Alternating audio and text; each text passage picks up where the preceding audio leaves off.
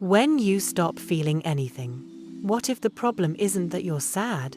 What if the problem is that you don't feel much of anything anymore? No excitement, no joy, no deep sadness, no strong emotions, just numb. You still go through the motions. You wake up, go to work, answer messages, watch videos, talk to people, but it feels like you're experiencing life through a glass wall, like you're present, but not fully there.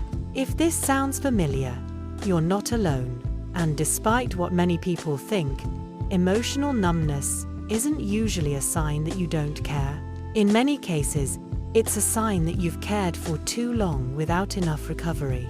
1. Emotional numbness isn't the absence of emotion. When people hear the term emotional numbness, they often imagine someone who feels nothing. But that's rarely what's happening. More often, emotions are still there. They're simply harder to access.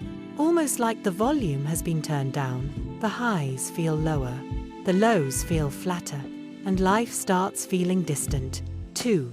Your brain has a protection system. One of the brain's primary jobs is protection, not happiness, not fulfillment, protection. When emotional pain becomes overwhelming, the brain sometimes responds by reducing emotional intensity altogether. Think of it like a circuit breaker. When too much electricity flows through a system, the breaker shuts things down to prevent damage. Emotional numbness can work in a similar way. 3. Chronic stress changes. The nervous system. Many people imagine stress as something dramatic. A crisis, a major life event, a catastrophe. But often, it's smaller than that.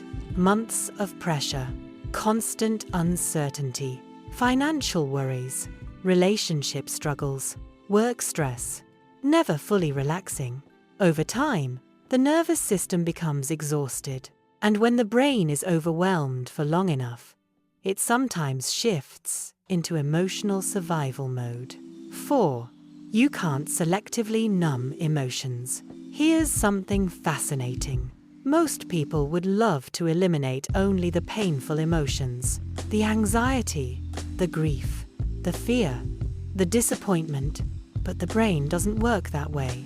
When it starts suppressing emotions, it often suppresses all of them, including joy, excitement, curiosity, connection. The result is emotional flatness. 5. Burnout often looks like numbness. When people think about burnout, they imagine exhaustion, and that's part of it. But emotional numbness is often an overlooked symptom. People stop caring about things they once cared deeply about. Goals lose meaning, hobbies lose appeal, relationships feel harder to engage in. Not because those things stopped mattering, because the person's emotional resources have been depleted. 6. Trauma doesn't always look like trauma. Many people hear the word trauma and immediately think of extreme events. But emotional wounds can develop in many ways. Repeated disappointment, chronic criticism, emotional neglect, long periods of feeling unsafe, constant pressure. The brain remembers these experiences, and sometimes emotional shutdown becomes an adaptation, a way to reduce suffering. 7. Modern life keeps us distracted. There's another reason emotional numbness often goes unnoticed. We're rarely alone with our thoughts. The moment discomfort appears, many of us reach for a distraction. A phone, a video, music, work, social media. Constant stimulation can make it harder to recognize what we're actually feeling, until eventually, the emotional disconnect becomes impossible to ignore. Step 8. Why numbness can feel scary. One of the hardest parts is that people often interpret numbness as proof something is wrong with them. They think, why don't I care anymore? Why can't I feel happy? What's happening to me? But emotional numbness is often a response, not a personality trait, not an identity, not who you are. It's something your nervous system is doing. And what the nervous system learns, it can also unlearn. 9. Healing doesn't start with happiness.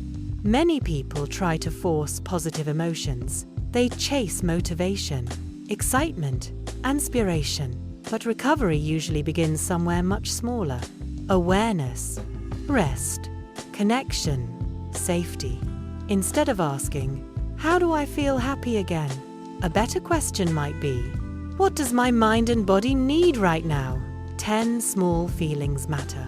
One mistake people make is expecting a dramatic emotional breakthrough.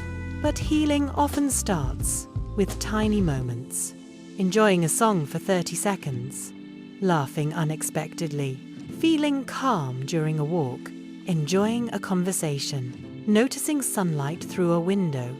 These moments may seem insignificant, but they're often signs that your emotional system is beginning to reconnect. Step 11. You are not broken. This may be the most important thing in this video. Emotional numbness can convince people they've lost themselves, that they'll never feel normal again, that something inside them is permanently damaged. But that's rarely true. Many people experience periods of emotional shutdown, especially after prolonged stress, grief, trauma, or burnout. And many people recover gradually, patiently, one step at a time. If life feels muted right now, if emotions feel distant, if you're struggling to connect with things you once loved, be gentle with yourself. Your brain may not be failing. It may be protecting you the only way it knows how. The good news is that protection doesn't have to last forever. With rest, support, connection, and time, the feelings that seem absent today can slowly return. Because emotional numbness isn't always the end of feeling. Sometimes it's simply the pause before healing begins.